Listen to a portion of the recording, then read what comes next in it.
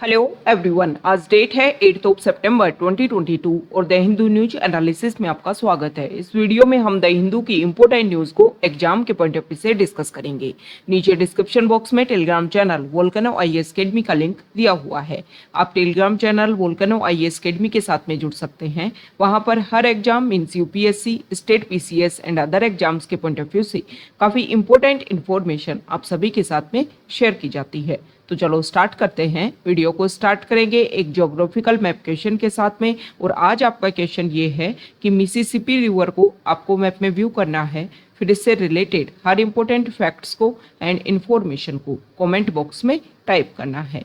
कल हमने आपसे क्वेश्चन पूछा था कालाहारी डेजर्ट को लेकर के। तो कालाहारी डेजर्ट को अगर हम मैप में व्यू करें, अफ्रीका कॉन्टिनेंट के सर्दर्न पार्ट पर कालाहारी डेजर्ट जो है लोकेटेड है। 3 कंट्रीज के बीच में स्प्रेड है और इसका जो मैक्सिमम पार्ट है वो बोत्सवाना कंट्री में स्प्रेडेड है। अदर कंट्रीज के name Namibia and south Africa. जो कालाहारी डेजर्ट है ये एक सेमी एरिड डेजर्ट रीजन है और यहाँ पर बुशमैन जो ट्राइब है, जिनको सैन पीपल के नाम से भी जानते हैं, वो यहाँ पर रहते हैं। द हिंदू को डिस्कस करने से पहले हम मेंटरशिप प्रोग्राम के बारे में डिस्कस कर लेते हैं। 2023 में अगर आप यूपीएससी का एग्जाम दे रहे हैं और अगर आपको लगता है कि आपका बहुत सारा टाइम डेली बेसिस पर आपका टारगेट डिसाइड करने में लग जाता है कि आज हम कौन से पार्ट को कंप्लीट करें ताकि 2023 प्रीलिम से पहले हमारा जो कंप्लीट सिलेबस है वो हम कवर भी कर सकें, उसका रिवीजन भी कर सकें और उसके साथ में एमसीक्यू जो है उन सभी को कवर कर सकें। तो आपकी ये जो प्रॉब्लम है इसको सॉल्व करेगा हमारा ये प्रोग्राम। इसमें हमारे जो मेंटोर हैं वो आपको डेली बेसिस पर इस तरीके से आपका टारगेट सेट करेंगे ताकि आपका जो स्टैटिक पार्ट साथ में आपका जो करंट पार्ट है वो सब कुछ कवर हो सके और प्रीलिम से पहले आप अपना कंप्लीट सिलेबस को कवर करके अपने एमसीक्यू जो है इन सभी की भी प्रैक्टिस कर सको ताकि इजीली आपका यूपीएससी प्रीलिम जो है वो क्लियर हो सके। तो इसके लिए आप हमारे मेंटरशिप प्रोग्राम के साथ में जो जुड़ सकते हैं। डिस्क्रिप्शन बॉक्स में जो मेंटरशिप प्रोग्राम का लिंक अवेलेबल है, इसके अलावा वेबसाइट का लिंक भी अवेलेबल है। वहां जाकर के आप इसके फीचर्स को और रीड कर सकते हैं और अगर आपको लगता है कि आपके लिए बेनिफिशियल रहेगा, बेनिफिट आपको देगा, तो आप इसको ज्वाइन कर सकते हैं। द हिंदू को अगर हम डिस्कस करें तो फर्स्ट इंपॉर्टेंट न्यूज़ है द हिंदू के फ्रंट पेज पर और यहाँ पर हमारे प्राइम मिनिस्टर ने जो सेंट्रल विस्टा प्रोजेक्ट चल रहा था जिसमें हमारा पार्लियामेंट और उसके आसपास वाले जो रीजन है उसको दोबारा से रिज्यूनेट किया जा रहा था, वहाँ पर वो सेंट्रल विस्टा प्रोजेक्ट में जो लोन वाला एरिया है, जो राजपथ वाला एरिया है, उसका इनॉग्रेशन किया है हमारे प्राइम मिनिस्टर ने। यहाँ पर उन्होंने इम्पोर्टेंट बात बोली कि जो राजपथ जो वर्ड हम यूज़ करते हैं, मतलब इंडिया गेट से पार्लियामेंट प्रेसिडेंट हाउस तक का जो रीजन है, जो एरिया है, जो एक लेन कवर की जाती है, उसको हम राजपथ नाम से बोलते हैं। लेकिन इसका नाम चेंज कर दिया गया और इसको अब बोला जाएगा कर्तव्य पथ। तो इसका आंसर देते हुए उन्होंने बोला कि देखो जो राजपथ जो वर्ड है वो कॉलोनियल माइंडसेट को दर्शाता है। ये लगता है कि राजपथ मतलब एक तरीके से अभी जो है प्रेजेंट टाइम में जो हमारा प्रोसीजर चल रहा है, जिस डेमोक्रेटिक सिस्टम को हमने अडोप्ट किया है इंडिया ने, उसको ही हम यहाँ पर रिप्रेजेंट करें। और ब्रिटिश रूल में जो राजपथ जो वर्ड है वो ऐसे दिखता था जैसे कि किंग्स वे, मतलब वहाँ का जो एक तरीके से जो राजा था उसको रिप्रेजेंट इस वर्ड से किया जा रहा था। लेकिन अभी जो है वो डेमोक्रेटिक सिस्टम है तो उसी के बेसिस पर जो है वो हम यहाँ का जो वर्ड है उसको रिप्रेजेंट करें। तो इसीलिए कर्तव्य पथ इसका नाम रखा गया है और इसमें बताया गया है कि कर्तव्य पथ वर्ड जो है इससे हमारी जो कंट्री का एक तरीके से अगर हम बात करेंगे किस तरीके से एम्पावर्ड हमारी सोसाइटी के लिए हम काम करेंगे, जो हमारी ड्यूटीज़ हैं, इन सभी के लिए ये जो वर्ड है वो हमें अवेयर करेगा। इसके अलावा यहाँ पर एक बात और बोली गई कि जो होलोग्राम इंस्टॉल किया गया था सुभाष चंद्र बोस जी का, उसका यहाँ पर जो ग्रैंड स्टेचू है उसको भी इंस्टॉल किया जाएगा, उसका भी इनॉग्रेशन करेंगे, अनवेल करेंगे हमारे प्राइम मिनिस्टर। ओके, थर्सडे को ये जो प्रोसीजर है वो काम इसके ऊपर किया जाएगा। तो ये जो नेताजी सुभाष चंद्र बोस जी का जो होलोग्राम इसी साल 26 जनवरी के सेलिब्रेशन से पहले ही काम किया गया था। तो इसके बारे में हम कुछ बेसिक फैक्ट्स देखेंगे और नेताजी सुभाष चंद्र बोस जी से रिलेटेड कुछ बेसिक फैक्ट्स देखेंगे क्योंकि मॉडर्न इंडियन हिस्ट्री में उनका काफ़ी इंपॉर्टेंट रोल है। और यूपीएससी के पर्सपेक्टिव से अगर हम देखें तो मॉडर्न इंडियन हिस्ट्री जो है वो आपके लिए काफ़ी ज़्यादा इंपॉर्टेंट हो जाती है। बहुत सारे क्वेश्चन जो हैं वो प्रीलिम्स में वहाँ से पूछे जाते हैं। ओके, तो यहाँ पर सबसे पहले तो अगर हम बात करें तो देखो इस साल जब सेलिब्रेशन किया जा रहा था, आप सभी को पता है कि 75 ईयर ऑफ इंडिपेंडेंस ईयर जो है उसका सेलिब्रेशन ये किया जा रहा था। तो इसमें जो है इस साल ये डिक्लेयर किया गया कि हर साल जो है वो 23 जनवरी को जो बर्थ एनिवर्सरी आती है नेताजी सुभाष चंद्र बोस जी की 23 जनवरी को, तो इसके लिए बोला गया कि इसको पराक्रम दिवस के रूप में सेलिब्रेट किया जाएगा हर साल। दूसरा अगर हम देखें तो ये 125वीं बर्थ एनिवर्सरी थी, तो इम्पोर्टेंट हो जाती है क्योंकि जब भी इस तरीके की कोई भी इवेंट जो है, कोई भी ओकेजन अगर 100 year, 50 year, 75 year, 125 year, 150 year ये कंप्लीट करता है, तो यूपीएससी जो है स्पेसिफिक फोकस करता है इस तरीके के पॉइंट्स को लेकर के। तो नेताजी सुभाष चंद्र बोस जी के बारे में अगर हम कुछ बेसिक फैक्ट्स डिस्कस करें तो देखो, विवेकानंद जी की जो भी टीचिंग्स हैं उनसे वो बहुत ज़्यादा इन्फ्लुएंस थे, इसलिए उनको अपना वो स्पिरिचुअल गुरु मानते थे। ठीक है, इसके अलावा चित्तरंजन दास जो थे वो उनके पॉलिटिकल मेंटोर थे। चित्तरंजन दास जो है उनके पॉलिटिकल मेंटोर थे। और चित्तरंजन दास का एक न्यूज़पेपर भी था जिसका नाम था फॉरवर्ड, और फॉरवर्ड में एडिटर का रोल भी प्ले किया था नेताजी सुभाष चंद्र बोस ने। उसके बाद में नेताजी सुभाष चंद्र बोस ने अपने खुद का न्यूज़पेपर स्टार्ट किया और न्यूज़पेपर का नाम रखा स्वराज। मोतीलाल नेहरू ने एक रिपोर्ट दी और रिपोर्ट में इंडिया को उन्होंने रिप्रेजेंट किया डोमिनियन स्टेट फॉर इंडिया। तो इसको उन्होंने कंप्लीटली रिजेक्ट किया था और उन्होंने कंप्लीटली इंडिपेंडेंस, कंप्लीटली स्वराज की मांग की थी। 1938 में हरिपुरा सेशन होता है कांग्रेस का, और इसमें जो है वो एक तरीके से चेयरमैन अपॉइंट होते हैं कांग्रेस के 1 ईयर के, क्योंकि वन ईयर के लिए वहाँ पर जो है लीडर अपॉइंट किए जाते थे, तो कांग्रेस के चेयरमैन जो हैं अपॉइंट होते हैं। 1939 में जब त्रिपुरी में दोबारा से इलेक्शन होते हैं कांग्रेस के चेयरमैन के लिए, तो उस समय जो है वो गांधी जी के रिप्रेजेंटेटिव थे पट्टाभी सीतारामैया, और पट्टाभी सीतारामैया को वो यहाँ पर हराते हैं इन इलेक्शन में और खुद जीतते हैं। लेकिन गांधी जी के साथ में उनके कुछ आइडियोलॉजिकल डिफरेंसेस थे। इसके बाद में नेताजी सुभाष चंद्र बोस ने कांग्रेस से अपना रेजिग्नेशन दे दिया और फिर उन्होंने खुद का जो है अपनी एक पार्टी बनाई और पार्टी का नाम रखा गया द फॉरवर्ड ब्लॉक। अब यहाँ पर 1939 में जब यहाँ पर रेजिग्नेशन दे दिया नेताजी सुभाष चंद्र बोस ने, तो उनकी जगह फिर राजेंद्र प्रसाद को यहाँ पर कांग्रेस का चेयरमैन बनाया गया था। तो ये कुछ इंपॉर्टेंट फैक्ट देखें। इसके अलावा आईसीएस का जो एग्जाम है वो भी उन्होंने क्लियर किया था, बाद में इसको लेकर के भी उन्होंने रेजिग्नेशन दे दिया था। तो कुछ बेसिक फैक्ट्स हैं नेताजी सुभाष चंद्र बोस को लेकर के जो हमारे लिए इम्पोर्टेंट है। नेक्स्ट इंपॉर्टेंट न्यूज़ है, यहाँ पर देखिए, आप सभी को पता है कि अभी प्रेजेंट टाइम में अगर हम देखें तो बांग्लादेश की जो पीएम है वो हमारे इंडिया की विजिट पर, तो कुछ पॉइंट्स को लेकर के यहाँ पर डिस्कशन हुआ। कुछ पॉइंट्स में अगर हम देखें तो 54 जो रिवर्स हैं वो इंडिया और बांग्लादेश के बीच में अपनी बॉर्डर एरियाज में फ्लो होती हैं, इंडिया और बांग्लादेश दोनों कंट्री में फ्लो होती हैं। तो सबसे बड़ा इशू बना रहता है हमेशा इंडिया और बांग्लादेश के बीच में इन रिवर के वाटर शेयरिंग को लेकर के। तो अभी प्रेजेंट टाइम में अभी ये जो विजिट उस टाइम हो रही है उसमें कुछ डिस्कशन किया गया। सबसे पहले तो देखो, गंगा का जो वाटर है उसको लेकर के यहाँ पर बोला गया कि एक जॉइंट टेक्निकल कमेटी जो है वो बनाई जाएगी, वो एक कंप्लीटली स्टडी करेगी गंगा के वाटर को लेकर के, और फिर कितना शेयरिंग होना चाहिए बांग्लादेश को लेकर के, इस बात के ऊपर भी डिस्कशन किया जाएगा। ओके,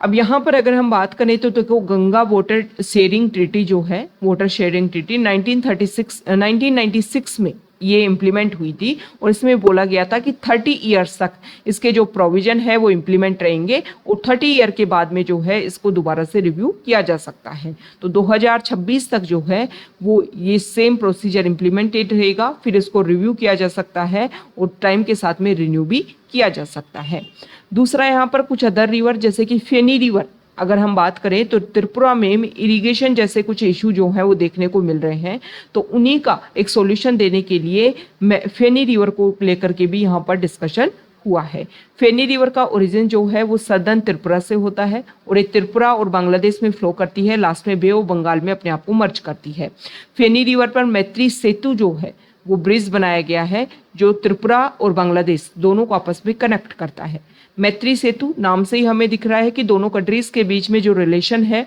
वो टाइम के साथ में ग्रो हो रहे हैं। इसके अलावा यहाँ पर बात की गई कुशियारा जो रिवर है, बराक रिवर जो है वो 2 पार्ट्स में अपने आप को डिस्ट्रीब्यूटरी के रूप में डिवाइड हो जाती है, तो कुशियारा रिवर जो है उसको लेकर के भी यहाँ पर डिस्कशन किया गया है। इसके अलावा और भी जैसे कि कनेक्टिविटी प्रोजेक्ट्स और भी अगर हम बात करें ट्रांसपोर्ट, ट्रेड, इन सभी को लेकर के यहाँ पर डिस्कशन किया जा रहा है। ओके, तो Feni river, Ganga river, Kushiyara river, ये हमारे प्लेसेस इन न्यूज़ की पॉइंट ऑफ व्यू से इंपॉर्टेंट हो जाते हैं। इनकी लोकेशन, इनकी जो कंप्लीट ओवरव्यू है वो आपको पता होना चाहिए। आज जो है हम एक वीडियो अपलोड करेंगे जिसमें इन 3 इंपॉर्टेंट रिवर्स के बारे में जो भी बेसिक फैक्ट्स हैं उनको कंप्लीट आपके लिए कर देंगे। ओके, नेक्स्ट यहाँ पर हमारे जो फाइनेंस मिनिस्टर है उन्होंने कुछ इंपॉर्टेंट स्टेटमेंट दिए हैं। देखो, आप सभी के पता होगा कि प्रेजेंट टाइम में अगर हम देखें तो इन्फ्लेशन जो है वो काफ़ी ज़्यादा इफेक्ट कर रही है हमारे इंडिया को। तो यहाँ पर उन्होंने इंडिया आइडिया समिट के ऊपर, इंडिया आइडिया समिट के टाइम में कुछ इंपॉर्टेंट फैक्ट्स बोले कि देखो, इन्फ्लेशन के ऊपर फोकस करने की ज़रूरत नहीं है। अगर हमें हमारे कंट्री की ग्रोथ एंड डेवलपमेंट के ऊपर फोकस करना है तो हमें जॉब्स और ग्रोथ जो है वो की प्रायोरिटीज़ है और इनके ऊपर ही हमें फोकस करना चाहिए, ना कि हमें इन्फ्लेशन के ऊपर। इन्फ्लेशन जो है वो ना सिर्फ आपकी कंट्री की वजह से इफेक्ट होती है बल्कि वर्ल्ड लेवल की वजह से भी इफेक्ट देखने को मिलती है, क्योंकि बहुत सारे प्रोडक्ट्स के पॉइंट ऑफ व्यू से आप अदर कंट्रीज़ के ऊपर डिपेंडेंट रहते हो। तो हमें क्या करना है, हमें करना ये है कि हमें ये देखना है कि टाइम के साथ में ग्रोथ कितना हो रहा है कंट्री का, इन्फ्लेशन जो है उसको तो काउंटर किया जा सकता है। नेक्स्ट यहाँ पर देखो, 2 थिंक टैंक हैं और उनको यहाँ पर टैक्स रेट जो है वो देखने को मिली, टैक्स की यहाँ पर जांच की जा रही है उन थिंक टैंक को लेकर के। तो थिंक टैंक होते क्या है ये हम देख लेते हैं। थिंक टैंक जो है वो कुछ हमारे इश्यूज होते हैं जैसे कि सोशल, पॉलिटिकल, इकोनॉमिक, इन प्रॉब्लम्स का जो भी एक सॉल्यूशन या एडवाइस या सजेशन देने के लिए कुछ एक्सपर्ट्स का ग्रुप होता है, उसको बोलते हैं थिंक टैंक। नेक्स्ट यहाँ पर देखो, कांग्रेस जो है वो अपनी तरफ से कोशिश कर रही है, आम आदमी पार्टी जो है वो अपनी तरफ से कोशिश कर रही है कि ज़्यादा से ज़्यादा जो स्टेट हैं और सेंटर की जो पावर है वो उनके अंडर आ सके नेक्स्ट इलेक्शंस में। तो इसके लिए आम आदमी पार्टी जो है उन्होंने कंप्लीट इंडिया की विजिट करने के लिए शुरुआत की है और हिसार से उन्होंने अपना कैंपेन लॉन्च किया है, मेक इंडिया नंबर 1 कैंपेन, कि इंडिया को अगर हम नंबर 1 पर लाना चाहते हैं तो उन्होंने स्पेसिफिक फोकस किया है कि हमारे इंडिया का जो एजुकेशन है वो स्किल बेस्ड होना चाहिए। दूसरा यहाँ पर हेल्थ जो है उसके ऊपर भी फोकस किया गया है। यहाँ पर अगर हम बात करें तो केजरीवाल जो है आम आदमी पार्टी के लीडर, उन्होंने इम्पोर्टेंट बात बोली कि जैसे कि सतलुज और यमुना रिवर जो लिंकिंग प्रोजेक्ट है उसमें वाटर को लेकर के जो प्रॉब्लम है उसका भी यहाँ पर एक जो भी डिस्प्यूट है उसके सॉल्यूशन की यहाँ पर बात करने की कोशिश की गई है कि उसके सॉल्यूशन के ऊपर काम करे और सॉल्यूशन का रिजल्ट निकाल करके लाया जाए सेंट्रल गवर्नमेंट के द्वारा। नेक्स्ट यहाँ पर बताया गया है कि देखो, कांग्रेस पार्टी जो है वो भी अपनी तरफ से कोशिश कर रही है, वो सभी स्टेट यूटीज़ में जो है वो अपनी एक तरीके से पद यात्रा रखेंगे, सभी के साथ में जुड़ने की कोशिश करेंगे। तो यहाँ पर उन्होंने नेशनल फ्लैग जो है उसके बारे में कुछ इंपॉर्टेंट बात बोली कि कुछ अदर पार्टीज को नाम लेते हुए उन्होंने बोला कि कुछ पार्टी जो है वो नेशनल फ्लैग को अपना जो है वो सिंबल मानते हैं और इसको कंट्री के रिप्रेजेंटेटिव की तरीके से इसको नहीं रखा जा रहा है। तो नेशनल फ्लैग से रिलेटेड हम कुछ बेसिक फैक्ट डिस्कस कर लेते हैं। ये नेशनल फ्लैग जो है उसकी एक जर्नी रही है। 1947 में 22 जुलाई 1947 को जो हमारी कॉन्स्टिट्यूएंट असेंबली है उन्होंने इस फॉर्मेट को अडोप्ट किया था और इंडिपेंडेंस के बाद में इसी फॉर्मेट को हम जो है वो रेगुलर कर रहे हैं नेशनल फ्लैग की। तो एक जर्नी रही। स्टार्टिंग में 1906 में अगर हम देखें तो सबसे पहले इस तरीके का जो नेशनल फ्लैग है वो लाने की कोशिश की गई। उसके बाद में 1907 में फिर थोड़ा चेंज हुआ, फिर 1917 में, 1921 में यहाँ कर अगर हम बात करें तो फ्रीडम फाइटर पिंगाली वेंकैया जो है, पिंगाली वेंकैया, वो महात्मा गांधी जी से मिलते हैं और नेशनल फ्लैग की कुछ बेसिक डिजाइन के बारे में बात करते हैं। 1931 में जब कांग्रेस का कराची सेशन हो रहा था उस समय जो है नेशनल फ्लैग के रूप में इस डिजाइन को अडॉप्ट किया गया था और फिर जब कॉन्स्टिट्यूएंट असेंबली ने यहाँ पर कुछ किया तो कुछ थोड़ा सा हल्का सा कलर में चेंज हुआ और ये सेंटर पर जो इमेज है उसको लेकर के यहाँ पर चेंज किया गया। ओके।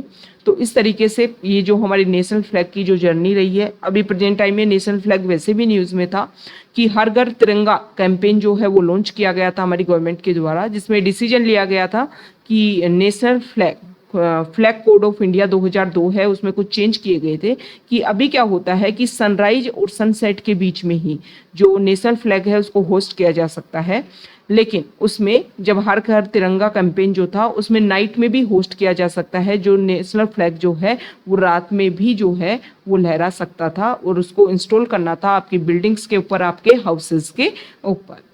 तो यहाँ पर इसमें इसी को लेकर के फ्लैग कोड ऑफ इंडिया 2002 में कुछ चेंज किए गए थे ताकि इस तरीके से लोगों को परेशानी ना हो और लोग जो है इस ओकेजन को सेलिब्रेट भी कर सके। ओके, नेक्स्ट इंपॉर्टेंट न्यूज़ है, यहाँ देखिए एडिटोरियल पेज पर, और यहाँ पर जो फर्स्ट आर्टिकल है इसमें इंडिया और बांग्लादेश के जो रिलेशन है उसी के बारे में बताया गया है। जिन जिन पॉइंट्स को लेकर के डिस्कशन हुआ है, तो इसमें जो भी इंडिया में स्पेसिफिक फोकस किया गया है 54 जो रिवर्स हैं उनके वाटर के डिस्प्यूट के सॉल्यूशन को लेकर के, तो इसमें रिजल्ट भी निकल करके आ रहा है कुछ रिवर्स को लेकर के भी। यहाँ पर फ्री ट्रेड एग्रीमेंट, इन सभी के ऊपर डिस्कशन किया जा रहा है और भी अदर पॉइंट्स हैं। तो राइटर का ये बोलना है कि इंडिया और बांग्लादेश जो हैं दोनों ही कंट्री एक दूसरे के लिए इम्पोर्टेंट हैं और दोनों ही कंट्रीज को अपने जो बायलैटरल रिलेशन है उनके ऊपर फोकस करना चाहिए कि हमारी जो हिस्ट्री है वो किस तरीके की रही है। और 1971 के टाइम में जो स्प्रिट थी दोनों कंट्रीज की एक दूसरे के लिए, उसी के ऊपर हमें फोकस करना चाहिए ताकि जो हमारा फ्यूचर जो है उसमें भी पास्ट में जो हमारी पार्टनरशिप थी उसी के बेसिस पर हमारे फ्यूचर का जो कोऑपरेशन है वो देखने को मिल सके। यहाँ पर जो साउथ अमेरिका कॉन्टिनेंट में जो चिली कंट्री है, चिली कंट्री में 2019 में काफ़ी लंबे टाइम तक प्रोटेस्ट देखने को मिला और प्रोटेस्ट का रीजन ये था कि वहाँ के जो कॉन्स्टिट्यूशन है उसमें कुछ बेसिक प्रोविज़न नहीं थे, तो उन्हीं को लेकर के प्रोटेस्ट किया गया। और इसी के बीच में फिर यहाँ पर जो पॉलिटिकल लीडर्स हैं उन्होंने अवेयर किया, उन्होंने इंश्योर किया कि जल्दी वो कोशिश करेंगे कि किस तरीके से नया कॉन्स्टिट्यूशन यहाँ पर लाया जाए। अब नए कॉन्स्टिट्यूशन को लेकर के यहाँ पर वोटिंग होती है तो 62% जो लोग हैं उन्होंने मना कर दिया। उन्होंने बोला कि 1980s के टाइम में जो charter return under the brutal military dictatorship of general Augusto Pinochet, उनके अंडर जो भी चार्टर लिखा गया था उसी को हम रेगुलर यहाँ पर करेंगे और जो चेंज है वो नहीं किया जाएगा। हालांकि यहाँ पर ये बोला गया है कि देखो, जो भी अगर आप चाहते हो कि एक इलेक्टेड कॉन्स्टिट्यूएंट असेंबली हो और उसके थ्रू जो है वो एक कॉन्स्टिट्यूशन का फॉर्मेशन किया जाए तो उसके ऊपर भी हम काम कर सकते हैं, लेकिन यहाँ पर मैक्सिमम जो लोग हैं उन्होंने रिफ्यूज़ किया है। तो यहाँ पर ये बताया गया है कि जो नया जो कॉन्स्टिट्यूशन था उसमें बेसिक जो राइट्स हैं उनके ऊपर फोकस किया गया था, जैसे कि जो यहाँ पर लेबर राइट्स हैं या फिर उधर, और अगर हम देखें तो विमेन राइट्स हैं और भी अदर प्रोविजंस हैं जिनको लेकर के यहाँ पर काफ़ी ज़्यादा इशू थे, तो उन्हीं को एक सॉल्यूशन देने की यहाँ पर कोशिश की गई है। तो इस आर्टिकल में ये बताया गया है कि देखो यहाँ पर जो प्रॉब्लम है अगर उसका सॉल्यूशन नहीं निकलेगा तो चिली कंट्री का जो फ्यूचर है वो एक तरीके से अनसर्टेन है। नेक्स्ट इंपॉर्टेंट आर्टिकल है पेज नंबर 7 पर, और यहाँ पर जो CSR, यहाँ देखिए एक तरीके से जो कंपनीज हैं उनकी जो सोशल रिस्पॉन्सिबिलिटी इंश्योर करने की जो कोशिश की गई थी उसी के बारे में यहाँ पर बताया गया है कि NGO को जो फंडिंग दी जाती है, मतलब कोई भी कंपनी है उसमें डिसीजन लिया गया था, उसमें कुछ क्राइटेरिया डिसाइड किया गया कि किसी कंपनी का प्रॉफिट अगर ईयरली बेसिस पर इतना है तो उसको अपने प्रॉफिट का 2% पार्ट जो है वो सोसाइटी की अपग्रेडेशन के लिए देना पड़ेगा, जिसी को CSR रिस्पॉन्सिबिलिटी के नाम से जानते हैं। तो इसमें आर्टिकल में राइटर का ये बोलना है कि देखो ये जो CSR रिस्पॉन्सिबिलिटी दी गई कंपनीज को, इसमें कंपनीज ने पार्टिसिपेट भी किया है, लेकिन CSR रिस्पॉन्सिबिलिटीज में एक बात बोली गई थी कि जितना भी आप मनी इन्वेस्ट करो उसका 5 से 10% जो है वो आप अपनी कंपनी लेवल पर इस तरीके का इंस्टीट्यूशन एस्टेब्लिश करोगे, जो भी आप मनी इन्वेस्ट कर रहे हो, जिसको भी आप सपोर्ट करने की कोशिश कर रहे हो, उसको लेकर के एक ओवरव्यू यहाँ पर निकाला जाए कि किस कंपनी को सपोर्ट किया जा रहा है, किन टारगेट्स को अचीव करने के लिए काम किया जा रहा है। लेकिन मैक्सिमम जो कंपनीज हैं वहाँ पर इस तरीके का काम नहीं किया जाता है, जो एक बेसिक इंस्टीट्यूशन होना चाहिए उसके ऊपर फोकस नहीं किया जाता है। तो इसी की वजह से जो एक रिजल्ट निकल कर आना चाहिए कॉर्पोरेट सोशल रिस्पॉन्सिबिलिटी का, इसका कोई भी रिजल्ट अभी तक जो है वो एक तरीके से निकल करके नहीं आ पाया है। तो यहाँ पर एक ऑर्गेनाइजेशन के बारे में उन्होंने एग्जाम्पल दे रखा है और ऑर्गेनाइजेशन का नाम है ASK फाउंडेशन। ASK फाउंडेशन जो है उन्होंने अपनी एक CSR आर्म जो है एस्टेब्लिश की। CSR आर्म जो है वो इस तरीके के प्रोग्राम्स के ऊपर फोकस करती है कि किन एनजीओ को हमें फोकस करना है, किन पॉइंट्स को हमें टारगेट करना है और किस तरीके से किन पॉइंट्स के ऊपर ग्रोथ एंड डेवलपमेंट को हमें फोकस करना है। तो यहाँ पर ये जो ऑर्गेनाइजेशन है इनसे हमें सीखना चाहिए ताकि जो रिजल्ट है वो अदर ऑर्गेनाइजेशन अदर कंपनीज में भी देखने को मिले। यहाँ पर इंडिया और यूएस के बीच में जो मिलिट्री एक्सरसाइज जो होने वाली है इसी के बारे में बताया गया है कि अभी अक्टूबर में इंडिया और यूएस के बीच में जॉइंट मिलिट्री ड्रिल्स होंगे उत्तराखंड का जो ओली रीजन है वहाँ पर। और ये जो ओली रीजन है वो 10,000 फीट के एल्टीट्यूड पर है और लाइन ऑफ एक्चुअल कंट्रोल के बिल्कुल पास में है, 95 किलोमीटर की डिस्टेंस पर है, जिसको लेकर के अभी चाइना ने कुछ क्लेम भी किया था कि इतने पास में अगर आपका बॉर्डर एरियाज है तो उसके इतने पास में इस तरीके के मिलिट्री ड्रिल्स जो हैं वो नहीं होने चाहिए। तो यहाँ पर ये बताया गया है कि देखो इंडिया जो है वो और यूएस जो है दोनों कंट्रीज मिलकर के टाइम के साथ में स्पेस एक्सरसाइज के ऊपर भी फोकस करें। यहाँ पर अगर हम बात करें The time is ripe for the inaugural India-US Joint Space Military Exercise. First, this single act will push India's defense partnership into a new orbit. Second, it will send a strong message to a common adversary. Third, it will have other ripple effects for the wider Quad. Okay. तो यहाँ पर कुछ इसके basic facts निकल करके आएंगे। अगर space exercise होती है तो इंडिया और यूएस जो है दोनों को इसको बेनिफिट मिलेगा। दोनों के जो कॉमन एडवर्सरी हैं, कॉमन एनिमी जो है, उनको यहाँ पर हम काउंटर करने की कोशिश करेंगे और क्वाड ग्रुप को जो है उसको एक नया बूस्टअप देखने को मिलेगा। तो यहाँ पर अगर हम बात करें तो जो यूएस जो है उन्होंने 2019 में वेल एक्सेप्टेड फैक्ट है मिलिट्री डोमेन कि स्पेस जो है वहाँ पर भी कवर किया जाए किसी भी कंट्री की एक तरीके से सिक्योरिटी को। तो 2019 में यूएस जो है उन्होंने डिपार्टमेंट ऑफ एयरफोर्स के अंडर एक स्पेस फोर्स ब्रांच जो है वो एस्टेब्लिश की थी और एक तरीके से पूरे वर्ल्ड में एक first only independent space force के रूप में एस्टेब्लिश हुई थी। इंडिया में अगर हम बात करें तो स्पेस रीजन जो है वो सिविलियन स्पेस एजेंसी के जुरिस्डिक्शन में आता है, Indian space research organisation. However अगर हम बात करें मिशन शक्ति एंटी सैटेलाइट मिशन टेस्ट 2019 में जो किया उसकी चीज़ें जो हैं वो काफ़ी ज़्यादा चेंज हो गई और उसी साल इंडिया ने भी पहली बार space warfare exercise India space X जो है वो उसको एक तरीके से कंडक्ट करवाने की कोशिश की। ओके, वैसे अगर हम देखें तो अदर कंट्री जो हैं वो भी इसके ऊपर फोकस करना स्टार्ट कर दिया है, लेकिन स्पेस जो एरिया है उसको सिक्योर करने के लिए स्पेस एक्सरसाइज जो है वो आपकी कंट्री को एक नए लेवल पर एस्टेब्लिश करेगी और वर्ल्ड लेवल पर जो है वो आपका जो भी पॉइंट है, जो भी डेजिग्नेशन है उसको काफ़ी ज़्यादा इम्प्रूव देखने को मिलेगा। नेक्स्ट यहाँ पर जो आर्टिकल है देखो कुछ टाइम पहले भी हमने डिस्कस किया था, एक रिपोर्ट हमने डिस्कस की थी, उसमें हमने देखा था कि कोविड के बाद में अगर हम देखें कोविड के टाइम से ऑनलाइन फ्रॉड जो है, क्राइम फ्रॉड जो है वो काफ़ी ज़्यादा, साइबर फ्रॉड जो है वो काफ़ी ज़्यादा इंक्रीज हो गए हैं। तो यहाँ पर इस आर्टिकल में बताया गया है कि जो साइबर फ्रॉड इंक्रीज हुए हैं वो अर्बन एरियाज़ के कंपैरिजन में, मेट्रोपॉलिटन सिटीज़ के कंपैरिजन में अगर हम देखें तो नॉन अर्बन रेजिडेंट्स जो हैं उनको ज़्यादा फेस करना पड़ रहा है, क्योंकि वो लोग जो हैं वो एक तरीके से ऑनलाइन जो प्रोसीजर है उसकी लेकर के अवेयरनेस तो हुई है, लेकिन ये जो बेसिक स्किल होनी चाहिए वो अभी भी उन लोगों में नहीं है, जिसकी वजह से ज़्यादा फ्रॉड जो है वहाँ पर देखने को मिल रहे हैं। नेक्स्ट इंपॉर्टेंट आर्टिकल है, अभी आप सभी को पता है कि क्रिकेट में एशिया कप चल रहा है। अभी मैच हुआ संडे इवनिंग में इंडिया और पाकिस्तान का, जिसमें इंडिया के जो अर्शदीप सिंह हैं उनसे कैच छूट जाता है। उसके बाद में विकिपीडिया पर जो उनका पेज है उसको लेकर के वहाँ पर कुछ इस तरीके की चेंजेस किए जाते हैं और उसमें खालिस्तानी वर्ड जो है उनके लिए लिखा जाता है और ये बोला जाता है कि एक तरीके से वो पाकिस्तान को यहाँ पर सपोर्ट करते हुए दिखाई दिए, इस तरीके के स्टेटमेंट। और विकिपीडिया जो है उसकी रिलायबिलिटी के ऊपर यहाँ पर जो क्वेश्चन है वो पुट ऑन हो गए हैं। इंडिया ने क्लियरली यहाँ पर विकिपीडिया की जो एजेंसी है उनके जो भी इम्पोर्टेंट डेजिग्नेशन पोस्ट पर जो भी इम्पोर्टेंट पर्सन हैं उनको लेकर के क्वेश्चनिंग की है कि किस तरीके से आपका जो भी, अगर हम देखें कि टाइम के साथ में सोशल मीडिया प्लेटफॉर्म्स या जो भी अदर इम्पोर्टेंट प्लेटफॉर्म्स हैं उनको रेगुलेट करने के लिए कोशिश किया जा रहा है। तो विकिपीडिया पेज को किस तरीके से रेगुलेट किया जाता है, ये काफ़ी ज़्यादा इम्पोर्टेंट है,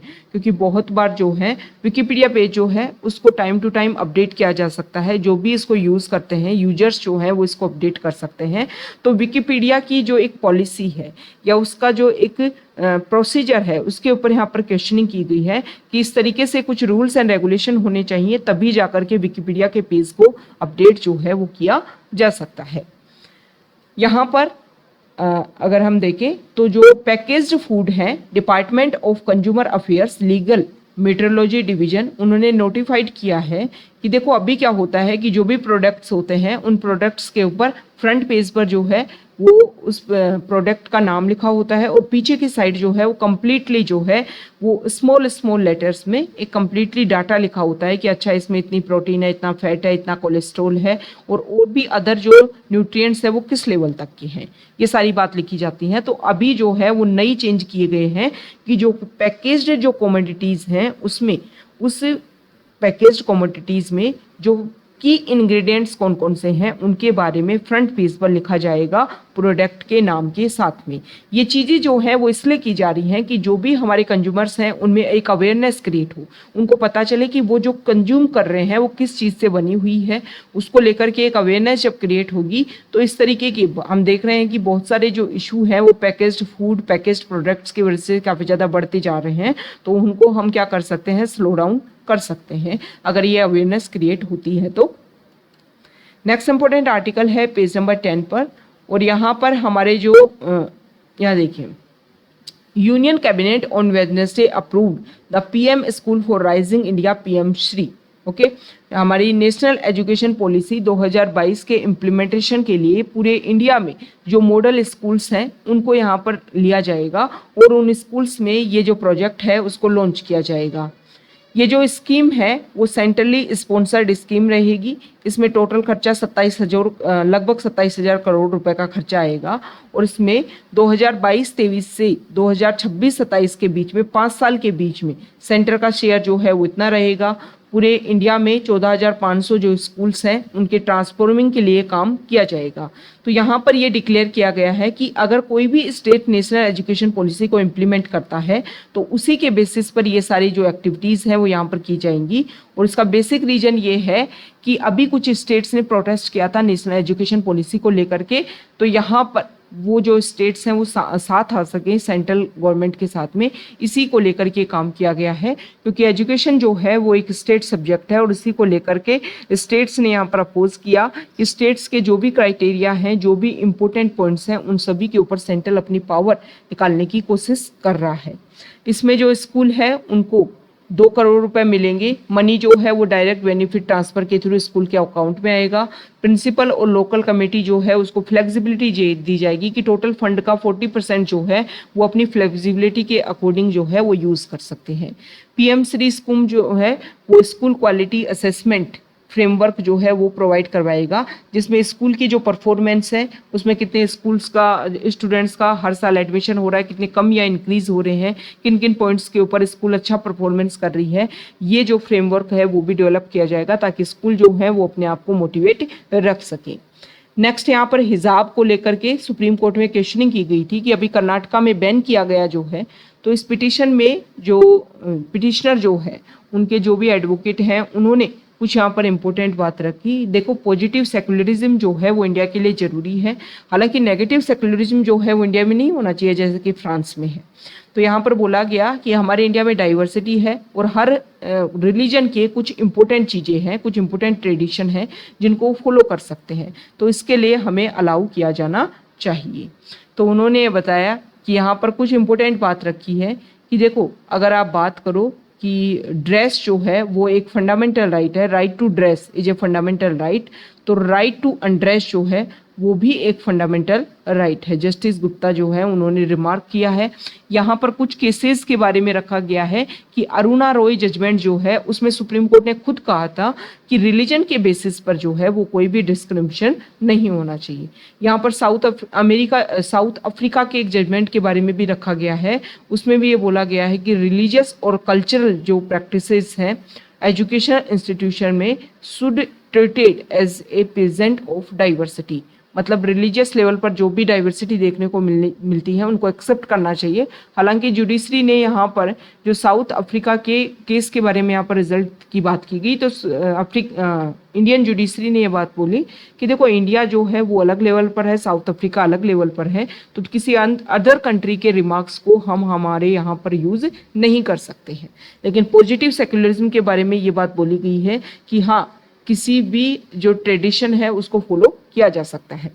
नेक्स्ट इंपॉर्टेंट आर्टिकल है पेज नंबर 12 पर, और यहाँ पर ये बोला गया है कि अमरनाथ जो टेम्पल है उसको BRO बॉर्डर रोड ऑर्गेनाइजेशन जो है वो अमरनाथ टेम्पल का जो पाथ है उसको मेंटेन करेगा। बॉर्डर रोड ऑर्गेनाइजेशन की अगर हम बात करें तो 1960 में इसको एस्टेब्लिश किया गया था और ये मिनिस्ट्री ऑफ डिफेंस के अंडर आता है। और पंडित जवाहरलाल नेहरू उस टाइम हमारे प्राइम मिनिस्टर थे, उन्होंने इसको एस्टेब्लिश इसलिए किया था कि हमारा नॉर्थ और नॉर्थ ईस्ट वाला जो रीजन है वहाँ पर हम जो है वो ज़्यादा से ज़्यादा अपना जो भी रोड इनिशिएटिव है या रोड का इम्प्लीमेंटेशन कर सके ताकि ट्रांसपोर्ट जो है वो काफ़ी अच्छे लेवल पर हो सके।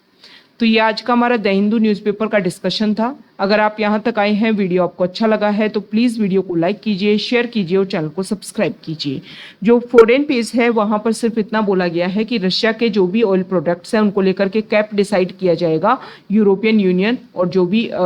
यूरोपियन कंट्रीज़ हैं उनके द्वारा। लेकिन रशिया ने ये बोल दिया है कि अगर आप कैप डिसाइड करोगे, कैप मतलब एक जो प्राइस है वो डिसाइड किया जाएगा, ओके, ताकि जो अगर एक तरीके से अगर हम देखें इन्फ्लेशन के अकॉर्डिंग जो प्राइस इंक्रीज हो रहे हैं उसका कोई इफेक्ट देखने को ना मिले। तो रशिया ने क्लियर किया है कि अगर प्राइस जो है वो इंक्रीज किया जाएगा, सॉरी कैप जो है वो डिसाइड की जाएगी तो हम अपने प्रोडक्ट्स जो हैं वो सेल नहीं करेंगे, हम अपने प्रोडक्ट जो हैं वो अदर कंट्रीज को नहीं भेजेंगे। Okay, thank you.